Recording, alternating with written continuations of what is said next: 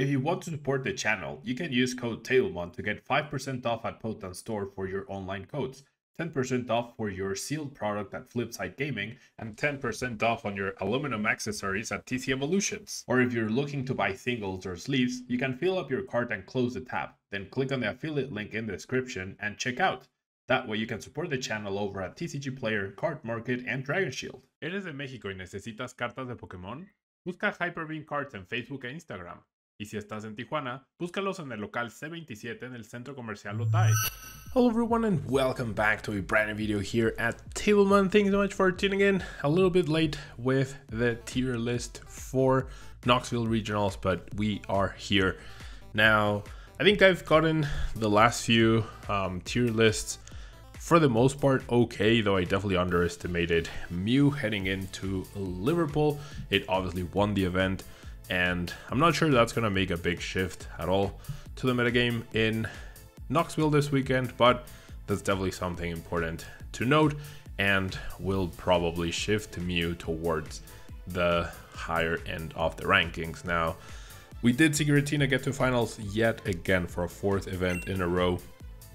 So definitely an S tier deck. I don't think anyone can argue against this, even though some people do try.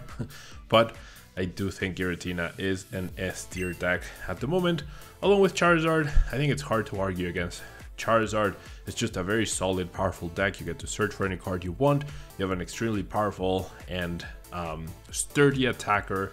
And sure, you have a tough matchup against Giratina, but that doesn't mean it's unwinnable. There's a lot that can go wrong for Giratina and that Charizard can take advantage of. So I think these are the definite tier S decks. Now, Gardevoir, I'm gonna bump down a little bit back to A tier. It is very good, it is very powerful, but it just can't close the deal. So I'm gonna leave that as an A tier deck. And now moving on to Roaring Moon. Roaring Moon definitely surprised me for Knoxville. It did not make top 8 this weekend at Liverpool, but it did get 9th place, and there was a bunch of them in day 2. So I feel like Roaring Moon has finally found a place in the metagame, and it's a solid tier A deck. Does struggle a little bit against Charizard, does also struggle against Gardevoir, has a decent Giratina matchup. So overall, it does decent against an S tier deck, but struggles against the other two. That's why I don't think it will ever be an S tier deck from now until rotation, but definitely going up in the rankings as it has been performing and producing their results. Unlike some of these decks like Goldango. Goldango got it's a little bit of hype, but it just has not done anything of well, it has done a little bit. Like, it started getting day 2s, it is on the upswing. Didn't do anything major at Liverpool, did have a decent result at Charlotte. It'll be interesting to see what happens at Knoxville, but overall it feels like the deck, even though it has been, the best version of it has been figured out or close to with Palkia V-Star, which by the way I did mention would be a combo for it all the way back in September when the card was first released. And that short I think is still like it gets the most views every week that I made, but anyways, that's besides the point. Goldango, cool, powerful deck. The best version of it has been figured out, and that's why it's able to compete a little bit better, but I think it needs to remain in the C tier. Now, Lost Box Charizard is a deck that continues to surprise me. I keep underrating the deck, and it keeps doing well over and over, so I'm going to place it now at the A tier. Whether this is Sablezard, of course, whether it's with Roaring Moon, whether it's solo with the TM Devos, it has been consistently performing. It already won a regional, and it has been doing quite well.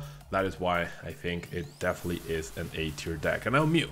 All right, Mew, I think anytime I rank Mew below B tier, I want you to roast me in the comments, because time and time again, Mew continues to prove itself. Despite Drapion, despite Spiritomb, just continues to perform over and over. Now, is it an S tier deck or is it an A tier deck? Honestly, in terms of raw power, I think it's A tier, but there is definitely an argument just based on how powerful it has been, and how, like, this deck has been around since 2021. all right, since November 2021 when it was released. Today is February 1st, 2024, and the deck is still as powerful as ever. So I'm gonna leave it in the A tier, but there's definitely an argument to put it in the S tier. Now, Chimpa Excalibur, sort of like having the opposite trend of Roaring Moon. It was doing pretty well, and then once Paradox Rift came out and supposedly was gonna be BDAF with Iron Hands, it just has not performed well at all in any region whatsoever. In terms of like big major representation or a big finish, you know? A player did get top 16 this past weekend at Liverpool. There have been a few scattered results here and there, but I definitely don't think it's any better than a B tier deck, arguably a C tier, but we're gonna leave it at the B tier. It is a nice deck, it is a powerful deck, but it's just a little too frail in having to set up the Excalibur, and in the price race, in the 2-2-2 price race, the other decks like Maridon, for example, can definitely outpace it. Now, Lost Box definitely surprised us this weekend, even though it was one version was Lost Box Charizard, the other version was the super effective Glasses version, which has done well now twice over in Europe. It'll be interesting to see how well it does this weekend in Knoxville. Overall, I think it's probably a high B tier, maybe low A tier deck, so I'm gonna place it in the A tier because it is coming off from a pretty good weekend this past weekend, but it's like its presence is definitely not as powerful as before, so we're gonna leave it in the A. It's arguably a B tier deck. Now, Ryan Flaffy, another powerful deck that seems to be on the downward cycle. Essentially started off Paradox Reformat with a bang, winning LAC, and it has continually been doing pretty well, has gotten consistent top 8 and top 8 performances, but hasn't been able to close out the deal just yet. It is definitely an A tier deck in my opinion, so that's where we are going to put it. And then Arceus, a lot of people always mention Arceus and why it's missing from the list, so here it is. Arceus decks, they're powerful. We saw Arceus Rayquaza VMAX for some reason do well this weekend. After watching it on stream, I have no idea how that deck beats anything, right? Maybe it can beat Charizard, but it definitely cannot beat Giratina, it cannot beat Maridon, cannot beat Mew, probably struggles against Lost Box Charizard, definitely should be losing to Roaring Moon, should be losing to Gardevoir, so we have such a wide array of bad matchups. I'm gonna say this deck is probably C tier, in my opinion. And then we'll have Snorlax, still producing results, still a powerful deck, does lose to Giratina, but has a pretty decent matchup against everything else, and it's the best deck to play if you are hoping your opponent will make big mistakes, and therefore you'll get an advantage in that way. So Snorlax still an A tier deck in my opinion.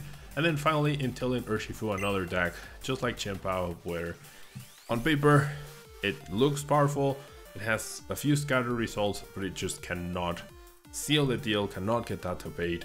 And even though on paper it has a lot of good matchups, it's just not showing it. Yeah, and it has had now a lot of opportunities, a lot of events, and we are not seeing Inteleon Urshifu do well enough to justify its place at the top. So this is our tier list for today, and yeah, we'll have to see what happens this weekend in Knoxville.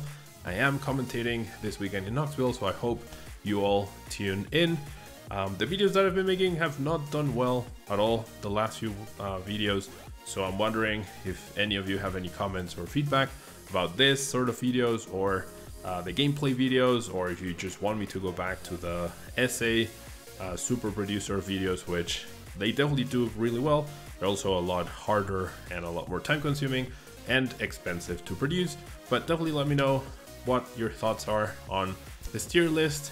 And I hope to see a lot of you in Knoxville, and I hope you're watching from home. You'll tune in to hear some of my commentary and analysis over the weekend on some hopefully exciting games. Thanks so much, and until next time. Bye-bye!